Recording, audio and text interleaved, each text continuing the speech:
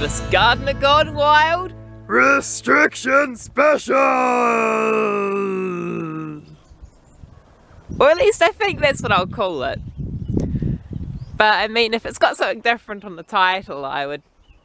Well, it's probably because I've come up with something better since I filmed this video. Hello, by the way. I am here. And basically today's video is going to be, well, a bit of a stream rant. And on the subject of stream rants, I'm heading back to a Wharemuku stream where I'm doing my first video that counts, you know, first one that counts as a stream rant. And at the moment we're just walking past this little sludgy canal. And well, I call it a canal. I assume it is a canal because it's straight, basically runs in a straight kind of line, you know, diagonally intersecting this road up there and everything, and carries, you know, all the runoff from the expressway, and by the smell of it in some sections it also carries other stuff that I dare not mention. And yeah, it basically sums up today's video. So you can see the sky is quite overcast, and there's also a plane coming into land. Let's see if we can get this on camera.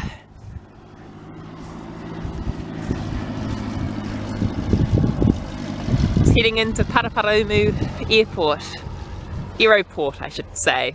A lot of people say airport, and I understand that's a term because it also includes other aircraft, you know, such as helicopters. But aeroport, aeroplane, it's always such a nice ring to it that I always prefer the term aeroport. I mean, obviously, you know, they don't have aerocopters. I mean, that's why they're called helicopters, but still, makes life more interesting. So as you can see, the elderberry's gone all dormant. That's that poor thing that's sort of choked with a convolvulus growing up it. And there's a couple further along as well. There's also one here, right by all this fennel and nightshade. Because obviously it's autumn here. And yeah, everything's kind of all gone dormant. And everything has the horrible, what I like to call the cloying miasma of wood smoke, which has made it really hard to breathe today, basically.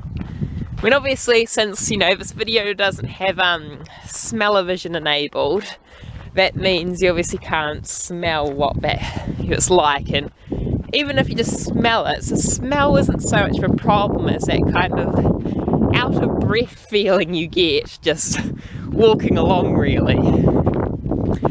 Anyway, I think we've all seen this bit of scenery quite well, so we'll just pan along, say goodbye to the airport, say hello to me, and continue on our journey. Just a brief stop. You can see this fungi over here says that, well, reminding me that there used to be all these pines over here. I mean, this used to actually be a nice long row of pines, you know, right by the stream. But now they cut them all down, and a couple of small ones tried to sprout up a couple of years ago, but they cut those down as well. And basically we just left with this mountain of blackberry. And it used to be, you know, the pines, and then there's all field beyond here, but now it's just blackberry and a couple of small deciduous trees, which, if you look more closely, are actually sprouting out of old cut logs. Basically, we're just going to cut that down again. It's like unintentional coppicing, really, and the council seems to be a huge fan of it for some weird reason. While we're still here, here's the evidence of yeah, the tasty things that happen during what I like to call crown pathogen, shall we? And everyone knows what crown pathogen is. You just do, you know, it's everywhere. It's the actual just stopped because I had to deal with all this, you know, cyclists going past. Oh wait, the camera's a bit blurry. Let's see, will my finger fix this? No. Hang on, it's still blurry. Come on, focus. Yes, there we go, there we go. So where was I? Something along the lines of crown pathogen. It's not actually physically everywhere, but that's what everyone seems to think, you know. They seem to think it's sort of everywhere and, you know. Anyway, we're back to our favourite stream, rapidly growing stream friend that is, you know, as soon as we get a, you know, big deluge of rain, just attaches and causes these big mats. I mean, might as well call them weedbergs. That sounds quite fun actually. So yeah, weedbergs. I think I'll adopt that term in the future. And yeah, so we're obviously going to be heading east towards the hills and the tedious shopping centre, which I've been avoiding due to all of this because of all this mass hysteria going on. Yeah, well, I don't think that's a place where I want to be going. I had to go there once, but that was very briefly, and then I made my way straight back home. So yeah, back to the funny bridge again, and this area over here, which a couple of weeks back I saw basically what looked like a one of those kind of irrigation boom type structures on the back of this ute, you know, kind of the spraying a selective herbicide on the spot over here. Basically what that means is, you know, there's generally two main broad groups of selective herbicides. One that targets monocotyledons, aka, you know, grasses, palm trees, obviously cabbage trees, lilies and stuff. And it's very nice mullein, by the way. Hello mullein. And it's a wild brassicary. It looks kind of actually more reddishy, but it's sort of hard to tell. There's so much genetic diversity in that kind of group. Yes, selective herbicides. One for monocotyledons, one for dicotyledons, which is pretty much everything else. Some people call them broadleaf weeds and terms like that, but I mean, both groups of plants can have broad leaves, and both groups of plants can have narrow leaves. So it's a very primitive term, shall we say, that isn't very selective, which is quite ironic considering I use that term for a supposedly selective herbicide. And as you can see, isn't too much dieback yet, but already there's quite a lot of yellowing over. In fact, I could head across that bridge right now, and I'm across. So yeah, as you can see, this herbicide is obviously not supposed to harm the grass, but we just carefully walk across here since I'm hyper paranoid of any form of herbicide, but just an atrocious thing. And we have a look at this red clover, and basically, yeah, it's seen better days. Like, it's gonna harm like all of the plants here. They applied it on a windy day, and when I questioned them, they were like, you know, oh no, that's not that windy. You know, because I questioned them the day later because all this paranoia stuff. I'm just like, yeah, you know, just find it hard to like go and question anyone or do anything like that, just because the reactions you get off, you know, these, you know, all this stuff, you know, the reactions you get off people, everyone's just so scared, it's crazy. Anyway, so you've got this willow dying here. Oh, this fleabane's not doing too badly, which is quite ironic considering that should be dying away with a selective little herbicide. And yeah, fennel's not doing very well over there. Blackberries are really being whacked back hard. I know I shouldn't be standing here. It's a pretty toxic area, as you can see. It just look how toxic it is. Just look how toxic that is. And they think it's okay.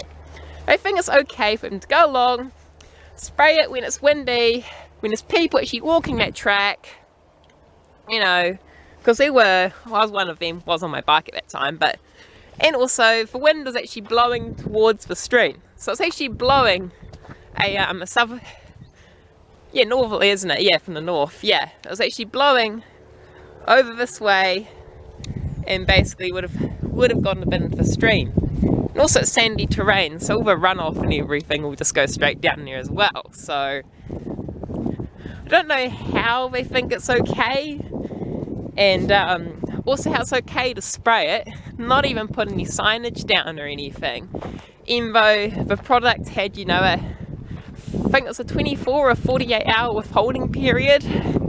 And yeah, you know, it's just to think they can get away with that, no signage or anything. So I'm heading the wrong way, aren't I? This is not the stream. Okay, better head back. After having literally been sidetracked, we head under the really strange bridge of the Kapiti Expressway going over Wharemuku stream. So you can see how nice and tasty it looks up there. That nice algae and all of that growing from the concrete, on top of the concrete that is, and just yeah, all these, you know, precast columns which, you know, really doubt how long they're going to last. I mean, if that rebar rusts or anything, that's, you know, that's the end of this bridge basically. It'll probably take like 50 or 100 years time, but even then, you know, still, I just don't see a point of it. Just for a 4-lane highway that basically all it'll do is encourage more people to hop on the cars, and yeah, then they're going to be needing more, aren't they? More land to be destroyed, more land to be polluted, all that good stuff. So anyway, where were we? Yeah, so you know, the government in New Zealand, you know, has been managing all this, you know, crown pathogen stuff, you know, lockdowny stuff with the alert levels. And most of the lockdown specials that I did, you know, were filmed in alert level 4 and alert level 3, which basically means alert level 4 was a full proper lockdown, and alert level 3 was virtually that, but you could go and do a couple more things. I think there's a few more businesses could open, but in a safe manner. And basically all that meant is lots and lots of restrictions, and it kind of even made me wonder why anyone went back to work in the first place. Oh, funny. But yeah, now we're in alert level 2. So this is why it's not called a lockdown special as such. But you know, because we're not actually in lockdown. Like, you can go to the shops, you can go and do all sorts of stuff, but there's some really weird stuff happening. So say with the bars and restaurants, like, they can have up to 100 people inside the, you know, building if they can maintain the social distancing and all that kind of stuff. And you can have groups of 10, you know, up to 10 at you know, any one table, and then there must be, you know, a distance of 2 meters from them and another group, and I think you need like single servers. So that means, you know, any person serving you must only really serve like you, or maybe like another table, I'm not really sure. So they have to employ extra people just to do the serving, which is crazy. And there's our little, you know, weedbergs in the waiting. And I just love these deciduous trees here. They're just huge and get so many birds in them, you know, when they're in full leaf. Then you've got this field here, which is probably going to be another subdivision, unfortunately. Yeah, so where were we? Restaurants and stuff. Yeah, so have maximum of groups of 10, you know, people can only be in up to a group of 10, and it can only be 100 people inside any form of premises, like, you know, restaurant or anything, you know, bar or cafe or anything, if they have the space. But, and similar thing can happen with, you know, cinemas and all of that, you know, but yet places of worship. And that's the thing, I'm not a religious person and all of that, but I feel that people can basically go to temples of consumerism, you know. They can go to a place where the whole thing about it is earning that, you know, getting that money so you can actually spend it. The magical money beast. But yet, they can't, you know, you can't even go. There's a maximum of 10 people in any, you know, church, mosque or anything. And you can get up to 100 people in like a restaurant or cafe or anything if there's a space, and they keep it to groups of 10. It's really weird. And then I think Ramadan's coming up or has been, and yeah, you know, only 10 people are allowed in the mosque at any time. And yet these people have been, you know, fasting for, you know, a while now. And it's like, yet again, I don't advocate for any religion, I don't say really much about any religion, but it's a case of still, you know, if a temple of consumerism where the whole thing is buying food can open, then why can't a place of, you know, worship, like, I don't get it, I really don't. It makes no sense to me. So as you can see, while I was just ranting along, we're heading towards the end of the ice open space and towards a sort of, here's the industrial kind of area of you know, Hakra Street. Well, it's not really that industrial, you know, it's got like some of those kind of businesses, but it's also just got like, that's a medical centre in the blue, and I can't remember what that one is.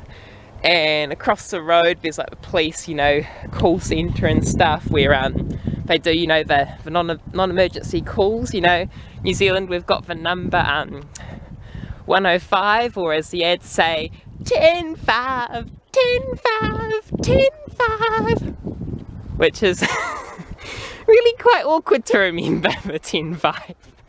Yeah, 105 makes a lot more sense to me anyway, that's just me. And yeah, and basically we've got a few plantings of natives and stuff around this bit of stream here, which I can pop over to in a bit. And but other than that, you know, this sort of area is where all the pollution starts coming from, really, you know. That's where all the stuff comes off those nasty stormwater drains and all of that. And yeah, just all that pollution, really. There's so much of it, it's crazy. Like, I remember when I was little, the water quality wasn't that great, but you know, back where that little kind of bridge and culvert was, I, you know, would sometimes go for a little splash in there, and me and my brother would build like little structures, you know, or islands, and with the two sections of stream intersect. But yeah, considering the council has actually warned people about you know, the fecal coliforms, that is, you know, fecal colony forming units of bacteria, which they use, you know, as a water quality indicator test. And the fact that there were actually warnings, you know, a summer or two ago, shows you things must be really bad, because they generally don't warn you about small stream quality and stuff, you know, over here. Like Wellington, they had some problems with the sewer lines and stuff. I know there's a quite popular, you know, problems with Oriental Bay and all of that, but also out Hero Bay and all of that. A lot of their streams got quite, you know, quite a lot of pollution off the landfill or something. And Embo, the limits of, you know, Embo, the amount of bacteria exceeded the limits, you know, tens and potentially hundreds of folds. They refused to put up any signs for a while, which is just crazy. As you can see, this is yeah, this is where sort of a sprawl of humanity really becomes relevant. And there's one big thing about, you know, all this kind of yeah, lockdowny, restriction-y nonsense is how many people are out driving their cars. Like, it does not make any sense. Like, obviously I really enjoyed when they had full lockdown level 4, because basically unless you had to go either to a petrol station, get food, to a pharmacy, or basically going to the doctor, which was extremely hard to do unless you had, you know what pathogen, yeah, you were actually pretty much prohibited to go out in your car. and that meant that a lot of people weren't going out in their cars. Sure, it's kind of annoying having so many people out walking all the time, especially because they're all kind of doing their weird shuffly dance thing away from you and everything because of the 2-meter social distancing stuff. But as you can see, there's another little sort of streamy canal feeding in. But where were we? Yeah, so nice trees. Getting towards the library and what I would call the civic centre of the library, the council buildings and the swimming pool, which are only now allowed to open under level 2. Not allowed to open in any other level, and this is a kakatea which, as you can see, wasn't planted in a very damp spot because they're a swamp growing tree, and a lot of the time they're planted too high above, you know, the water line or groundwater level or anything. They basically need to stay flooded to, well, not, you know, flooded, but really, really damp to actually thrive. And I think this one is still alive, but when they're in these exposed conditions, they just, yeah, I can see a little bit of green on that stem. I don't think you can, but yeah, I know it's alive. But yeah, when they're planted so exposed, the leaves just go brown, and they basically sort of stop their growth and they just stay as they are, in that kind of brown, really stunted, not healthy looking state. Oh, and this is an oddity, I've actually never noticed this before. So you can see, this hose is sticking out of a tree. Because obviously I think they might have used it as some kind of support structure or something in it, or even irrigation, I'm not sure, and it got caught inside the tree, and the tree's, you know, cambium is just enveloped over it and growing. And I mean, some trees I've actually seen have enveloped whole little fence lines and wire and all of that. Obviously, so when people are stupid enough to stick nails in the trees, when you're lucky the trees just grow over those, and then it means that if anyone tries to cut them down with a chainsaw and there's all the nails in them, oh, it's great. You actually can't cut the tree down with that kind of means very easily. Oh, this one's not looking too happy. So see where the you know, the limb's been cut off and just bled out quite a lot. And there's a bit of rot, you know, rot in there. All the little, you know, little insects and stuff just making their home and eating the fungi and all of that grow off wood. So a lot of the things that, you know, do live in the wood, you know, like obviously the slaters, you know, the little isopods, yeah, they like the fungi, and even in places that got ravaged by, you know, the Dutch elm beetle. I mean, it was actually, you know, it was actually the fungal pathogen, you know, the Dutch elm disease that caused the damage. But it's the beetle that spread it around, and the main reason why it spread it around is pretty much because when it was burrowing, it takes the fungus with it, and yeah, and obviously so it can munch, you know, the fungus, you know, digests the wood in the tree, and then the beetle eats the fungus and spreads that around. So that's always quite interesting, really, to think. Interesting, this kakatea was looking way happier in summer, you know, early summer that was, you know, but now look how pale it's gone. Like, you know, just, I'm sure it'll probably spring back, you know, when conditions are a bit better for it. But this was actually, you know, had a few berries on it and everything. I actually ate some of them, so, you know, kakatea berries you can eat.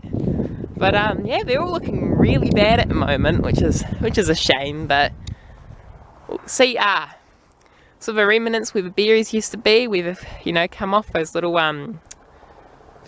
kind of, those little bits there where they're sort of like greyy, so where the berries used to be. I think that's old kind of rotten remains of a berry. I think that's actually a seed. Yeah, that's just a seed just there. So obviously the seeding season's long since gone, but yeah, still bit of a shame. At least that one's a bit happier than the others. That's a library there. It's quite a nice little bit around the library. You know, done those plantings and stuff, and you know, got some nice row of manukas along here, and so I've got some Wharemuku, which is a type of hebe, so that's in a Veronica genus. My favourite friend Caro, which is also is a type of Pittosporum, and it's got some nice seeds up there. They're quite sticky and awkward to spread out if you're that finicky about spreading out the seeds. And of course it's deemed a pest in the Wellington region, but that's basically because all these conservationists think if something comes, you know, a few too many kilometres up north and wasn't originally found in the area, then, you know, it shouldn't be there. Even though they have, you know, there is something called climate change. It's really strange how, you know, people just don't think of that kind of stuff. As you can see, I think it's because of the library's reduced hours and all of that. Yeah, it's closed on a Sunday, because it's Sunday today. Need to keep remembering that. And that, all these rare trees, you know, for what they call, you know, the New Zealand honeysuckle, which is a tree, not a vine, so it's really confusing. But anyway, Nightio excelsior for the, you know, Latin buffs out there. Yeah, and these were thriving quite well, you know, a couple of years back, but this summer, and I don't think they're watered really, there's only 2 of them that have survived, and yeah, basically they've virtually all completely died. You know, there's 3 here that definitely died, and this 4th one I doubt whether it'll survive. So yeah, it's really crazy really. And then we've got, obviously, you know, our favourite Muehlenbecker friend, Muehlenbeckia. And I always just love Muehlenbeckia. Muehlenbeckia complexia, I think, is a species. And yeah, as we get back to the library, I know this rant's taking ages, so I know, it's just, when I get talking, you just keep going. And we've got these silly social distancing lines, and we've got the library, and I think you have to go in, you know, and do the hygiene stuff, with putting the hand sanitizer on, so you know, the alcohol and all the other, you know, the residues that stay on your hands. That's why I always just prefer washing my hands. And then they do the good old contract tracing, which means you need to sign your name in everywhere so that they can track where you've been in case you have had, you know, the crown pathogen or been in contact with someone that's had the crown pathogen. So yeah, it's really different, and I personally don't like that, obviously. Enjoyed the full lockdown because, well, it's a slower pace of life, which is something I really appreciate. I don't like how people seem to think they need to be rushing along with their cars all the time, and oh, and here's what I like to affectionately call the gold-plated bicycle storage facility, because I think it cost them quite a few thousands to build that, you know, when they did that quite a few years ago. So, hello gold-plated, you know, bike lock-up, bike shed. And oh, I've actually never noticed this little seat here. That's quite cute. Obviously we're back to Wharemuku stream. Back to the poor cows over there, which will probably be on someone's dinner plate someday, which is quite sad. And yeah, and wow, there actually seems to be less traffic than usual. Like, this is really quiet actually. No, normally whenever I've been up here, the road is just chocker, and you know, if you're trying to cross it, well, good luck. It's a few crossings, but that depends on when the drivers actually give way to you. Like, see, there's a crossing there and all of that. And yeah, that's one thing I've noticed after all this lockdown. Everyone is out in their car so much. It is crazy. Like, yeah, this is very low traffic. Very low traffic. Like, virtually no traffic really in comparison to usual.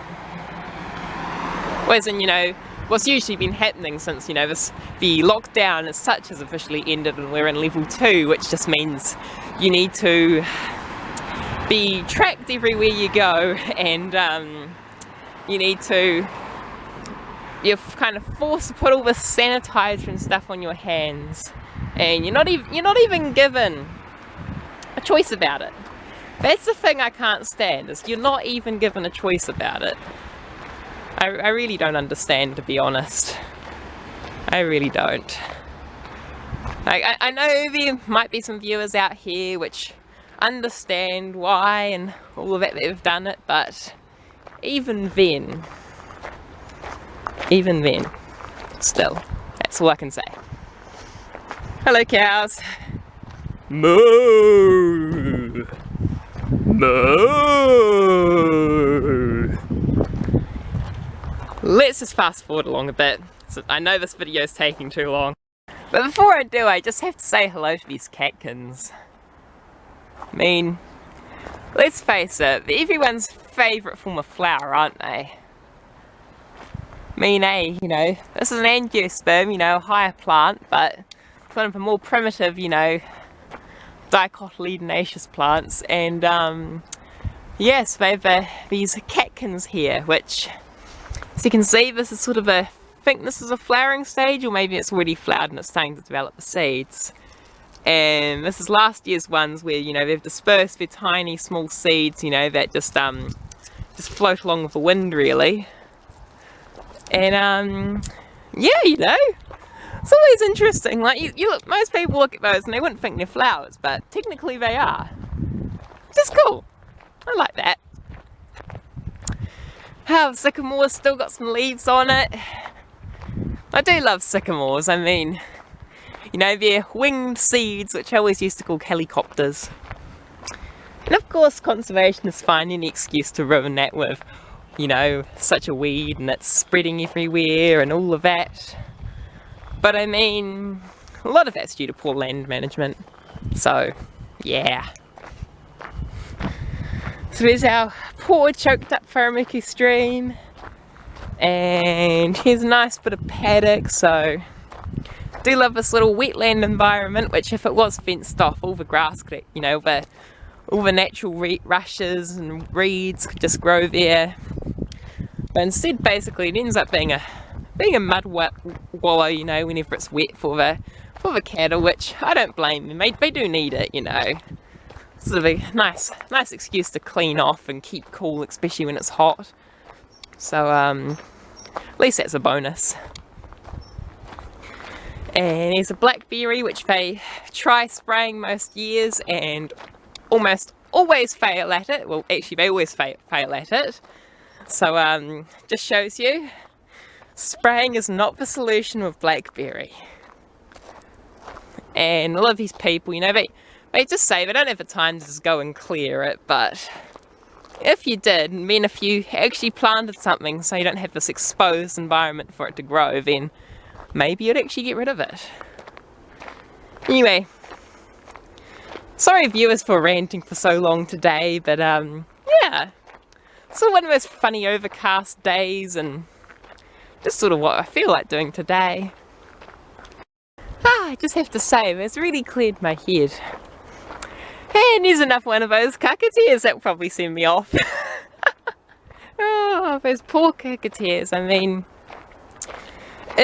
even in the nurseries where they're growing, they never water them enough. So most of the times when they're either, you know, sent off for conservation projects or bought by the public, even when they sometimes sell them, they're always in that, you know, really sad looking state because, you know, they're not given enough water.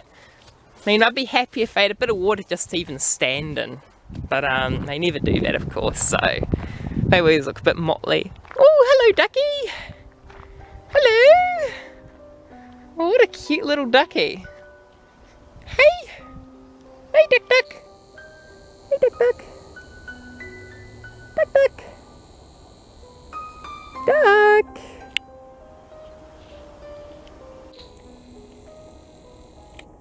Very cute. Very cute. Oh, poor thing has to deal with a sludgy sludgy, lovely stream. And I wouldn't usually use a zoom, but I don't want to get closer to this stuff, it's just yuck. And I think I'm probably running out of time, so yeah, so if you enjoyed this video, please like and subscribe. If you want